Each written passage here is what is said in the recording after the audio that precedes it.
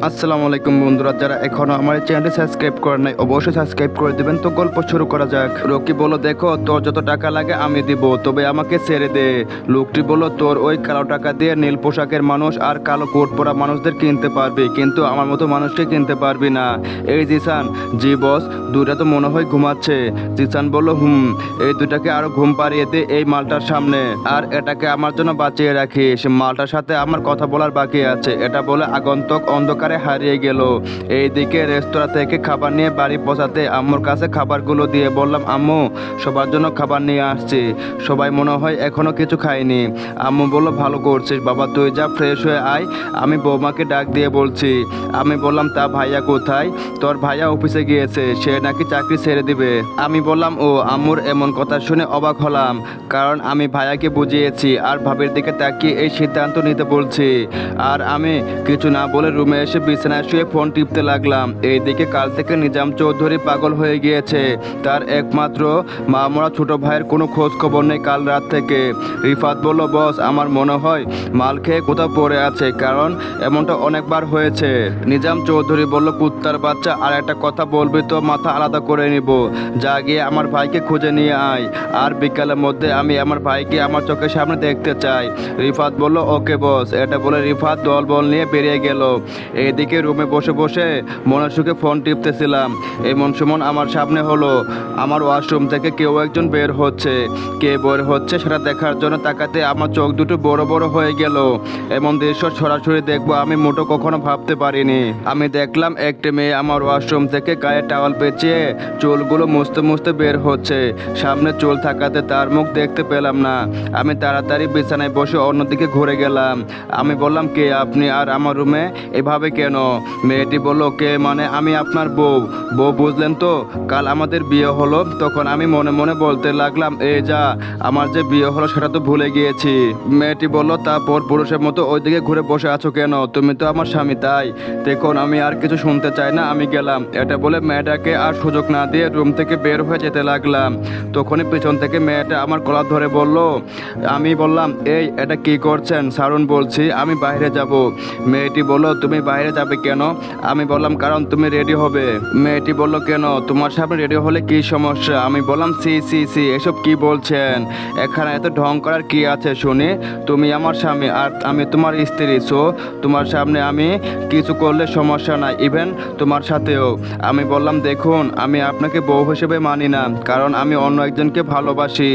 এই কথা বলে যেন আমি অনেক বড় ভুল করে ফেলেছি। কারণ এই কথা বলতে মেয়েটার আগে আমাকে পিছন থেকে ঘুরিয়ে দেয়াল সাথে চেপে ধরলো, আর আমি তার গায়ে টাওয়াল থাকাতে আগে থেকে চোখ বন্ধ করে ফেললাম। মেয়েটি বলল, ওই কুত্তা, তুই আমাকে ছাড়া কাকে ভালোবাসিস?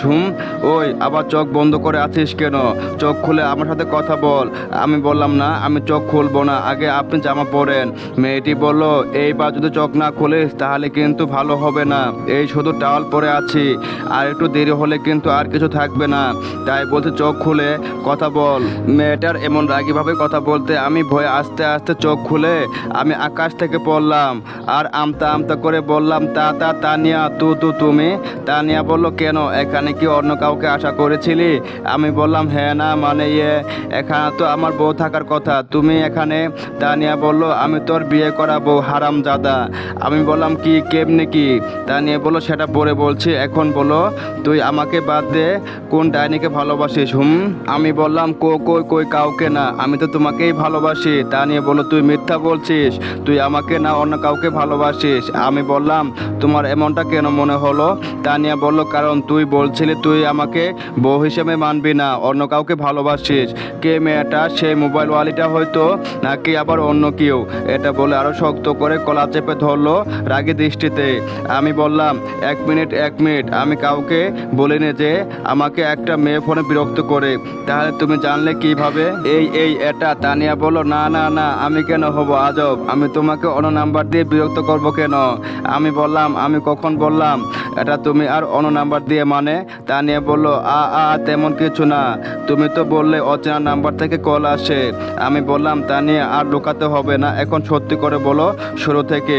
এইবার তানি মাথা নিচু করে আমাকে বলতে লাগলো, তুমি আমাকে হয়তো কলেজ থেকে চিনতা, বাট আমি তোমাকে আরো অনেক আগে থেকে চিনতাম। আমি বললাম, মানে কিভাবে?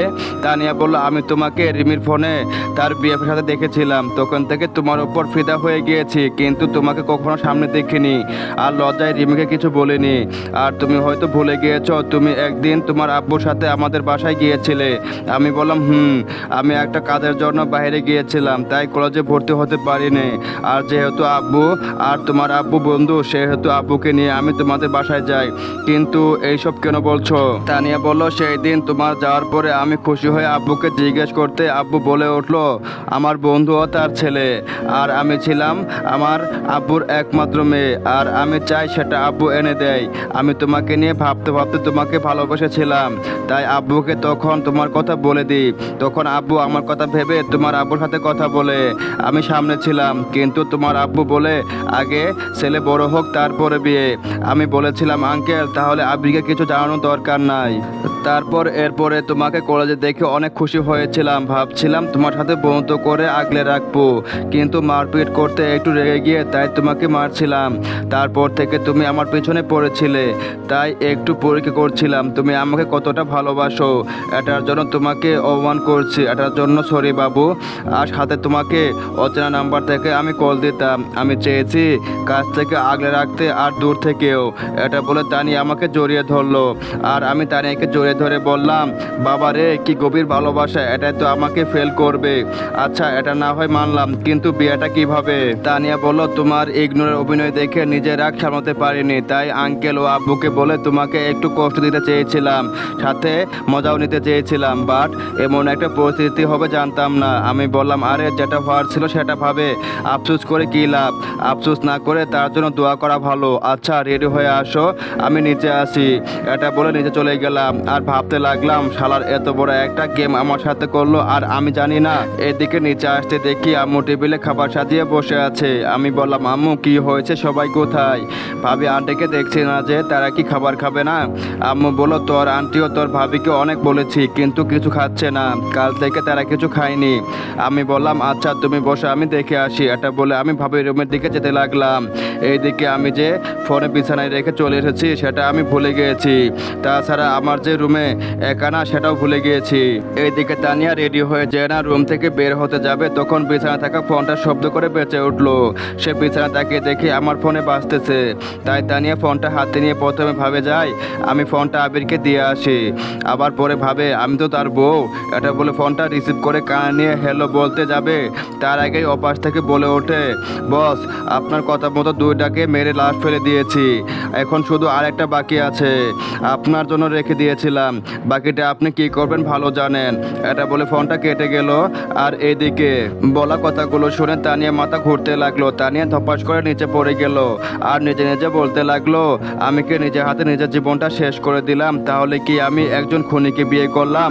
আমার বিশ্বাস হচ্ছে না, একটা মানুষ এত খারাপ হয়ে এত নর্মালভাবে থাকে কেমনে, দেখে বোঝা যায় না সে একটা খুনি। তাহলে কি আঙ্কেলকে খুনের পিছনে আবিরের হাত আছে? আমার এখন নিজেকে শেষ করে দিতে ইচ্ছা করছে, আমার ভাবতেও কেমন জানি করছে। আমি এমন একটা মানুষকে ভালোবেসেছি যে কিনা একটা খুনি, যে কিনা মানুষ খুন করতে 1 মিনিট ভাবে না। এটা বলে তানিয়া নিজের চোখে পানি মুছে নিচে চলে গেল। তানিয়া বলল আম্মু আবির কোথায় দেখছি না যে? আম্মু বলল আবির তো বড় বড় রুমে গিয়েছে, বৌমা খাবে না বলছে, তাই তাকে খাওয়ানোর জন্য রাজি করাতে গিয়েছে। এই কথা শুনে তানিয়া মনে মনে ভাবছে শালা কত বড় অভিনয় করছে, তার অভিনয়ের জন্য নাকি নোবেল দেওয়া যাবে। নিজে সব কিছু করে আবার নিজেই ভালো সাজছে, দ্বারা আমি তোর ব্যবস্থা করছি। এদিকে আমি ভাবির রুমে গিয়ে ভাবিকে বললাম ভাবি চলো খাবার খাবে। ভাবি বলো না আমি খাবো না, আমার ক্ষুধা নেই, তোমরা গিয়ে খেয়ে নাও। আমি বললাম ভাবি তুই যথেষ্ট বড় হয়েছস, একটু বোঝার চেষ্টা কর, তুই যদি এমন করস তাহলে আন্টির কি হবে? আর একবার আন্টির দিকে তাকিয়ে দেখ, তিনি কেমন যেন ভেঙে গিয়েছে। ভাবি আমার কথা শুনে তার মায়ের দিকে তাকিয়ে দেখে আন্টি কেমন যেন চুপচাপ হয়ে গিয়েছে, মুখে কোনো কথা বলছে না। এটা দেখে ভাবি আমার দিকে করুণ দেশে তাকিয়ে আছে। আর আমি বললাম দেখো ভাবি, পৃথিবীতে একবার যখন এসেছি আবার চলে যেতে হবে, কেউ বা আগে কেউ বা পরে, কিন্তু যেতে যেতে হবে এটা নিশ্চিত। আঙ্কেলের মৃত্যু অপ্রত্যাশিত হলেও এটা সত্যি, তিনি আর আমাদের মাঝে নেই। এখন ওনার জন্য কান্না করা স্বাভাবিক, তবে এইভাবে নিজের ক্ষতি করে নয়। আর ওনার জন্য এইভাবে কান্না করলে কোনো লাভ হবে না, ওনার জন্য কান্না করতে হবে যায় নামাজে বসে 2 হাত তুলে আল্লাহর কাছে ওনার মাগফিরাত কামনা করতে হবে। তাছাড়া এই কান্না, এই চোখে পানি, এই না খেয়ে থাকা কিছুই কাজে আসবে না। চলো ভাবি খেতে চলো, আর আন্টি আপনিও আসেন। এইদিকে তানিয়া অনেকক্ষণ হলো দরজার পাশে দাঁড়িয়ে আমাদের কথাগুলো শুনছে আর বলছে বাহ বাহ কত কত নিখুঁত অভিনয়, বোঝা যাচ্ছে না যে তুমি একটা অমানুষ। এইদিকে আমি পিছনে কারো উপস্থিত বুঝতে পেরে পিছনে তাকে দেখে তানিয়া দাঁড়িয়ে আছে। তাই তানিয়াকে বললাম, তানিয়া ভাবিকে আর আন্টিকে নিয়ে আসো। এটা বলে আমি চলে আসলাম খাওয়ার টেবিলে। আর একটু পরে দেখি তানিয়া ও ভাবি আন্টিকে নিয়ে আসতেছে। তারপর সবাই টেবিলে বসতে আম্মু খাবার বেড়ে দিল। আমি খাবার খাচ্ছিলাম, একটু পরে সামনে তাকিয়ে দেখি ভাবি ও আন্টি খাবার খাচ্ছে। তার চোখ দিয়ে পানি ফেলতেছে, মনে হয় তাদের গলা দিয়ে খাবার নামছে না, তারা অনেক কষ্ট খাচ্ছে। তা দেখে আমি কিছু বললাম না। এদিকে তানিয়ার দিকে চোখ পড়তে দেখি তানিয়া খাবারগুলো নিয়ে হাত দিয়ে নাড়াচাড়া করছে, বাট খাবার খাচ্ছে না। এটা দেখে আমি তানিয়াকে বললাম, তানিয়া কি হলো, খাবার খাচ্ছ না কেন? আমার কথা শুনে তানিয়া আমতা আমতা করে বলতে লাগলো, কই খাবার খাচ্ছি তো। এটা বলে খাবার মুখে দিতে লাগলো আর মনে মনে বলতে লাগলো, তোর আনা খাবার আমার গলা দিয়ে নামছে না, আমি কিভাবে খাবো, তোর খাবার গলা দিয়ে নামছে না যে। এইদিকে আমি খাবার শেষ করে আম্মুকে বললাম, আম্মু আমি একটু বাইরে যাচ্ছি, আসতে দেরি হবে। এটা বলে বাসার বাইরে চলে আসলাম। বাসার বাইরে এসে পকেটে ফোন খুঁজতে লাগলাম, কিন্তু ফোন পেলাম না। তখনই মনে হলো ফোন তো সেই কখন বিছানায় রেখে চলে আসলাম। তারপর দেরি না করে বাসায় ঢুকতে আম্মু বলে উঠলো, কিরে আবার ফিরে আসলি যে, তোর না কোথায় যাওয়ার কথা ছিল? ফোনটা রুমে আছে, নিতে আসছি। এটা বলে ফোন নেওয়ার জন্য রুমে চলে গেলাম। রুমে এসে ফোন খুঁজতে লাগলাম, কিন্তু ফোন পাচ্ছি না। ফোনটা আবার কোথায় গেল, এটা বলে আরো ভালো করে খুঁজতে লাগলাম। তখনই আমার সামনে তানিয়া ফোন নিয়ে হাজির হয়ে বলল, এই যে আপনার অতি মূল্যবান ফোন। আমি তাড়াতাড়ি ফোনটা নিয়ে তানিয়াকে ধন্যবাদ দিয়ে যেই না রুম থেকে বের হতে যাব, তখনই তানিয়া বলে উঠলো, তা কোনটা করে কোথায় ফেলে আসবেন? তানিয়ার হঠাৎ এমন কথা শুনে আমি থমকে দাঁড়িয়ে তানিয়ার দিকে তাকিয়ে বললাম, মানে? তানিয়া বলল, মানেটা খুব সোজা, দুজনকে আপনার চেলা মেরে ফেলেছে আর আপনি আরেকজনকে মারতে যাচ্ছেন, তা কোথায় রেখে আসবেন শুনে? তানিয়ার এমন কথা শুনে আমার চিন্তা হতে লাগলো, তানিয়া কি আমার সাথে ফাজলামো করছে নাকি সে কিছু জেনে গিয়েছে? তা না হলে এটা কেমনে জানলো? তানিয়া বলল, কি হলো, কি ভাবছেন? ধরা পড়ে গিয়েছেন তাই এখন আমাকে মেরে ফেলবেন, তাই তো? আমি এই কথা শুনে তানিয়ার কাছে গিয়ে তানিয়ার গালে হাত দেওয়ার সময় বলতে লাগলাম, তানিয়া তুমি এসব কি বলছো আবোল তাবোল? আমি কেন তোমাকে মারবো আর খুন বা করলাম কখন? তানিয়া আমার হাত এক ঝটকাতে সরিয়ে দিয়ে বলতে লাগলো, তোর মতো খুনিকে আমাকে ধরবি না, আমার লজ্জা করছে যে আমি একজন খুনির বউ। আর অভিনয়টা খুব ভালো করতেই পারিস, কখনো ভাবতে পারিনি তুই এত বড় খারাপ একটা অমানুষ। আমি বললাম, তানিয়া এসব কিন্তু বেশি করে ফেলছো, ফাজলামোর একটা লিমিট আছে। তানিয়া বলল, কিসের ফাজলামো? আমি যা বলছি সত্যি, আর লুকিয়ে লাভ নাই, আমি সব জানি তুই একটা খুনি। আমি বুঝতে পারছি আঙ্কেল তোর খারাপ কাজগুলো জানতে পেরে গিয়েছে, তাই তুই আঙ্কেলকে মেরে ফেলেছিস। তুই একটা খুনি। আমি এখন বুঝতে পারছি কেউ মনে হয় কল করছে, আর তানিয়া সব না হলে কিছুটা জানতে পেরে গিয়েছে, এটার জন্য এমন করছে। আমি বললাম, দেখো তানিয়া তুমি যেমনটা ভাবছো তেমনটা না, আমি আঙ্কেলকে মারিনি আর আমি খুনি না। তানিয়া বলল, তোর মিথ্যা অনেক শুনেছি আর শুনবো না। তোর ভালো মানুষের চেহারা পিছনে লুকিয়ে আছে খারাপ মানুষটাকে আমি চিনে ফেলেছি। আমি বললাম, দেখো তানিয়া তুমি আমাকে ভালোবাসো আর আমিও তোমাকে অনেক ভালোবাসি, প্লিজ বিশ্বাস করো আমি খারাপ কিছু করিনি। তানিয়া বলল, বিশ্বাস আর তোকে? হা হা হা, আমি তোকে ভালো আগে বাসতাম, এখন না, এখন শুধু ঘৃণা করে, জাস্ট ঘৃণা। আমি তানিয়ার এমন কথা শুনে হালকা কষ্ট পেলাম। এই বুকের উপর পাথর রেখে বললাম, তানিয়া তুমি আমার কথাটা একবার শোনো। তানিয়া বলল, তোর কথা তো দূরে থাক, আমি তোর চেহারাও দেখতে চাই না, দূর হয়ে যা আমার সামনে থেকে। আমি বললাম, প্লিজ একটিবার আমার কথা শোনো, তাহলে তোমার সব ভুল ভেঙে যাবে। তানিয়া বলল, যা জানার আমি জেনে গিয়েছি, তোর মিথ্যা বানোয়ার কথা আর শুনতে চাই না, দূর হয়ে যা। তানিয়া আগেও অনেক অপমান করছে, তখনও কষ্ট পেয়েছি, এটা ভেবে যে সে আমাকে একদিন ভালোবাসবে। সে আমাকে ভালোবেসেছে, বাট বিশ্বাস করতে পারিনি। সে যদি আমাকে সুন্দরভাবে জিজ্ঞেস করতো বা আমার কথা শুনতে চাইতো, তাহলে কি আমি বুঝিয়ে বলতাম, কিন্তু সে আমাকে অবিশ্বাস করছে। তানিয়ার আজকের কথা চেয়ে আমার উপর আর তার বিশ্বাস নেই, এটা ভেবে অনেক কষ্ট হচ্ছে। আমি বললাম, আচ্ছা ঠিক আছে তানিয়া, আমি তোমার সাথে আর কথা বলবো না, কিন্তু আমার একটা আফসোস থেকে গেল, তুমি আমাকে ভালোবাসলে বাট বিশ্বাস করতে পারলে না। তুমি আমাকে ভালোবাসলে বাট আমার কথাগুলো শুনতে চাইলে না। আমি তোমাকে আর শোনাবো না, তুমি তোমার মতো থাকো আর আমি আমার মতো। আর হ্যাঁ, যদি আমার থেকে মুক্তি চাও তাহলে দিব, কারণ তুমি তো আর খুনের বউ হিসেবে থাকতে চাও না। বাই, ভালো থেকো। এটা বলে আমি সেখান থেকে চলে আসলাম। এইদিকে আমার যাওয়ার দিকে তানিয়া বলতে লাগলো, এমনভাবে বলছে যেন সে কিছু করেনি, ধোয়া তুলসী পাতা মনে হয়। যা যা যা, তোর বউ হিসেবে আমি থাকতে চাই না। আম্মু রুমে গেলাম। আম্মু বলল, কি রে বাবা, কোথাও যাচ্ছিস নাকি? আমি বললাম, আম্মু আমার যেতে হবে, বাসার সবার খেয়াল রাখবা, আর হ্যাঁ আব্বুকে বলে দিবা যেন বাসার বাইরে প্রয়োজন ছাড়া বের না হয়, আর ভাইয়াকেও বলবা। আম্মু আমার এমন কথা শুনে আমাকে জড়িয়ে ধরে কান্না করতে বলতে লাগলো, সাবধানে থাকিস বাবা, তোর কিছু হয়ে গেলে আমি বাঁচবো না। আমি বললাম আম্মু তুমি চিন্তা করিও না, আমার কিছু হবে না, আল্লাহ হাফেজ। আম্মু ভালো থেকেও, কখন আসবি বাবা? আমি বললাম ঠিক নেই, হয়তো আজকে রাতেও আবার কালকেও হতে পারে, আবার 1 মাস পরেও। এটা বলে আম্মুর পা ছুঁয়ে সালাম করে বের হয়ে গেলাম বাসা থেকে। নিজের সিনিয়রের কথা অমান্য করে থাকতে চেয়েছিলাম তোমাদের পাশে, কিন্তু থাকতে পারলাম না। ভালোবাসা মানুষের জন্য কি এক অদ্ভুত ভালোবাসা। আজ জানলাম সে আমাকে ভালোবাসে, অনেক আগে থেকে ভালোবাসে। আবার আজকে জানলাম সে আমাকে সবার থেকে বেশি ঘৃণা করে। এটাই ভালোবাসা, তাই না? সেকেন্ডে ভালোবাসি, আবার সেকেন্ডে ঘৃণা করি। কি অদ্ভুত ভালোবাসা। সে আমাকে আর দেখতে চায় না, সে আমাকে ভালোবাসে না। দেখা লাগবে না, ভালোবাসা লাগবে না, বিশ্বাসও করা লাগবে না। তোমার যা চাই তাই করিও। চলে যাচ্ছি, হয়তো আসতেও পারি, আবার নাও আসতে পারি, কারণ মরণ কোথায় কে জানে। তবে আল্লাহর কাছে দোয়া করে গেলাম, আসলে তুমি মুক্তি পাবে, আসলে আরো ভালো হবে। কারণ ভালোবাসতে গেলে শুধু মন আর আবেগ লাগে না, সাথে বিশ্বাসও লাগে। তাছাড়া একজন খুনিকে আবার কে ভালোবাসবে? এইসব কথা মনে মনে ভেবে চোখের পানি মুছতে আমার সামনে একটা গাড়ি আসতে আমি সেটাতে উঠে গেলাম। এদিকে নতুন ভারপ্রাপ্ত পুলিশ কমিশনের সামনে দাঁড়িয়ে আছে রফিক। রফিক বলল স্যার আসতে পারি? আরে রফিক যে আসো। তারপর রফিক স্যারের কেবিনে ঢুকতে স্যার বলল আসলে কি বলে সান্ত্বনা দিব যে বুঝতে পারছি না। আচ্ছা রফিক, তোমার শ্বশুরকে কারা মারেছে বা কারো উপর সন্দেহ আছে? রফিক বলল স্যার এটা একটা প্ল্যান মার্ডার। যাই হোক, সেটা কথা বলতে আসেনি। তাহলে? রফিক বলল স্যার আমি আমার ফ্যামিলির যত সমস্যার জন্য আমি এই চাকরিটা করতে পারছি না, এই নিন রিজাইন লেটার। কমিশনার বলল কি বলছো রফিক, তোমার মাথা ঠিক আছে তো? দেখো আরেকবার ভাবতে পারো, এটা তোমার স্বপ্ন। স্যার আমার পরিবারের চেয়ে আমার স্বপ্ন বড় না, আর আমি চাই না আমার চাকরির জন্য আমার পরিবারে কাউকে হারাই। কমিশনার বলল তারপর একটু দেখো। স্যার পুরো সকাল থেকে ভাবছিলাম কেবিনে বসে, আর ভেবে বলছি এই নেন রিজাইন লেটার, আমার বেশ বন্দুক। আজ থেকে না পুলিশের সাথে আমার কোনো সম্পর্ক আছে আর নাই আমি পুলিশের সাথে সম্পর্ক রাখতে চাই। ভাই ভালো থাকবেন স্যার। এটা বলে রফিক সেখান থেকে চলে আসলো। এইদিকে রক্ত মাখানো শৈলে বাদ অবস্থায় পানি পানি ঢেলে কাতরাচ্ছে রকি। তখন সেই আগন্তুক রকির সামনে একটা টেবিল নিয়ে বসে বলল কিরে খুব পানি পিপাসে পেয়েছে তাই না? কারো করার শব্দ শুনে আস্তে আস্তে চোখ খুলে সেই কালোকের মাস্ক পরা লোকটাকে দেখতে পেল রকি। রকি বলল তুই কে আর কি চাস আমার কাছে? তোর সাথে আবার সৌদা কিসের? আগন্তুক লোকটি বলল আরে কুল কুল বেবি কুল, আমি অনেক কিছু চাই যেটা তোমার মাধ্যমে আমি জানতে পারি, আবার হাসিলও করতে পারি। তুমি হচ্ছে এখন আমার সোনা ডিম পাড়া হাঁস। রকি বলল মামা মানে? আগন্তুক লোকটি বলল মানেটা খুব সোজা, এখন বল টাইগারের সামনে প্ল্যান কি? রকি বলল দেখো আমি টাইগারের জন্য কাজ করি, তার প্ল্যান ট্যান আমি কিছু জানি না। আগন্তুক লোক বলল সেটা তো আমিও জানি না, তবে একটু বাজিয়ে দেখলাম। জিসান মালটাকে নিয়ে আয়। আগন্তুকের কথা শুনে জিসান একটা ছেলেকে মুখে কালো মুখ মাস্ক দিয়ে ঢেকে রকির পাশে বসিয়ে দিল। রকি বলল কে? আগন্তুক লোকটি বলল দেখবি ওই জিসান দেখা।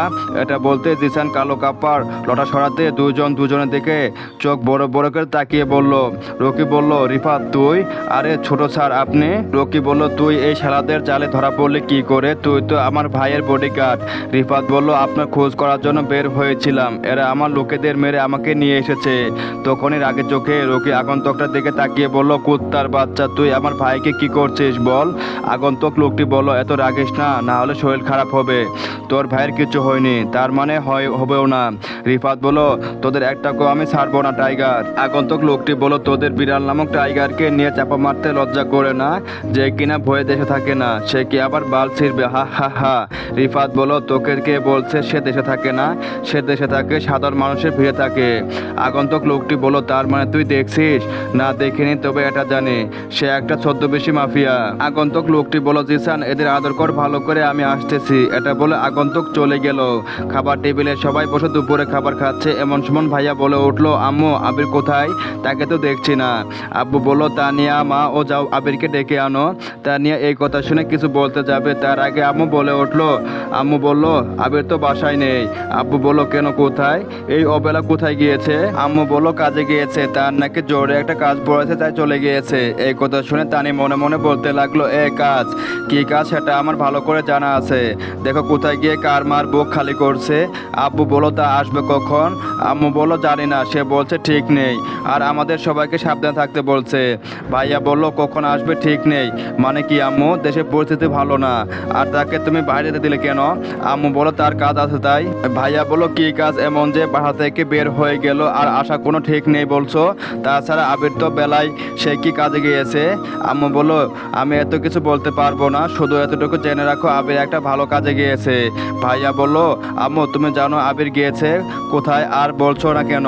তখন তানিয়া বলে উঠলো আম্মু আর কি বলবে, আম্মু জানে তার ছেলে কি কাজ করে আর না করে। আম্মু হয়তো লজ্জায় বলছে না, কারণ তার বড় ছেলে পুলিশ অফিসার আর ছোট ছেলে একজন অপরাধী। সবাই এই কথা শুনে তানিয়ার দিকে হা করে তাকিয়ে আছে। তার আম্মুর আগ দৃষ্টিতে তানিয়ার দিকে বলল বৌমা তুই আমার ছেলেকে তাই বলে আমার ছেলের নামে যা তা বলতে পারবি না। তানিয়া বলল না আম্মু আমি ভুল কিছু বলিনি, যা বলছি একদম সত্যি। ভাইয়া বলল তানিয়া তোমার মাথা ঠিক আছে? তুমি যা জেনে শুনে আমার ভাইয়ার নামে এসব কি বলছো? তাছাড়া সে কি এমন করছে সে যে অপরাধী? তানিয়া বলল জানি আপনাদের বিশ্বাস হবে না, আর হবে কেমনে? সে তো আপনাদের সামনে ভালো মানুষ হয়ে থাকতো, কিন্তু তার ভিতরটা যে একটা পশু এটা কে জানতো? ভাইয়া আপনি বলছেন না আপনার ভাইয়ার কি দোষ? বলছি, এতে আমাকে বাসা থেকে বের করে দিলেও আমি বের হব। আমি চাই না আমি একটা খুনির বউ হয়ে থাকতে। এই কথা শুনে ভাইয়া রেগে বলো তানিয়া মুখ সামনে কথা বলো, এইভাবে আমার ভাইকে অবাধ দিতে পারো না। তানিয়া কথা শুনে ভাইয়া যতটা রিয়েক্ট করছে তার থেকে নর্মাল রয়েছে আম্মু আব্বু, তাদের যেন কিছু অস্বাভাবিক লাগছে না। চলবে তো, গল্পটা কেমন লাগলো অবশ্যই জানাবেন। সবাইকে অসংখ্য ধন্যবাদ।